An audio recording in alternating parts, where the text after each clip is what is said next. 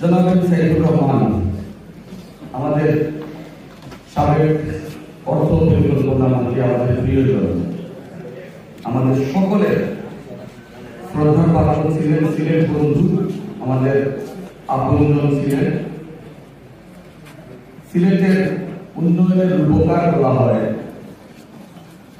আমি বলি যে সিলেটের না, বাংলাদেশের উন্নয়নের রূপকার ছিলেন।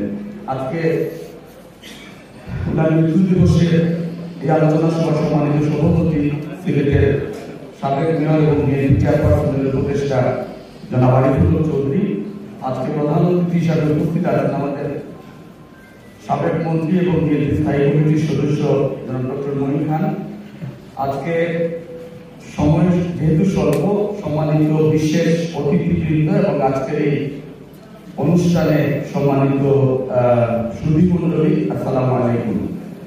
জনাব সাইদুর রহমান আমাদের জন্য কি করেছেন এটি অনেকেই বলেছেন, আমার পরবর্তীতে যারা আসবেন তারা বলবেন। আমি ছোট্ট একটি ঘটনা দিয়ে আমার বক্তব্য শেষ করব।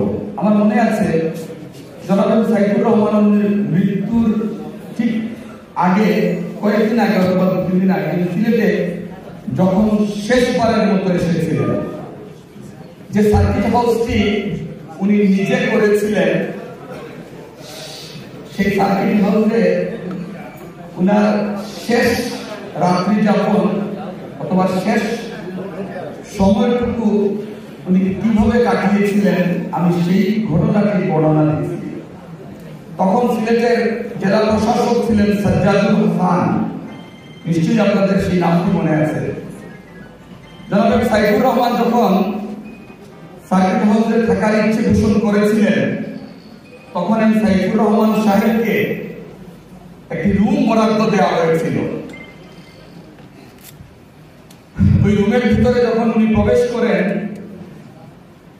ওই রুমে তখন আমি ছিলাম এবং আমার সাথে বিএনপির আরো কিছু নেতা কর্মী ছিলেন। সাইদুর রহমান সাহেব বাথরুমের ভিতরে গিয়েছেন, উনি বের হচ্ছেন না অনেকক্ষণ থেকে, 10 মিনিট যায়, 20 মিনিট যায়, 30 মিনিট যায়, উনি বের হচ্ছেন না। আমরা একটু চিন্তার মধ্যে পড়ে গেলাম যে জনাব সাইদুর রহমান বাথরুমে গিয়েছেন, এত দেরি হওয়ার কথা না, কেন বের হচ্ছেন? আমরা একটু দরজায় ঠুকা দিচ্ছিলাম, আমার ভয় হচ্ছিল যে এভাবে ধাক্কা দেওয়া কি উচিত হচ্ছে। উনি প্রায় 30 মিনিট পরে বাথরুম থেকে বের হয়েছেন। বের হয়ে উনি আমাদের কিছু বলেছিলেন যে তোমরা আমার জন্য একটা মুড়া পর্যন্ত রাখতে পারবে না। এই আক্ষেপটুকু উনি করেছিলেন। এই আক্ষেপের কারণ হচ্ছে যে ওনাকে যে রুমটি পড়া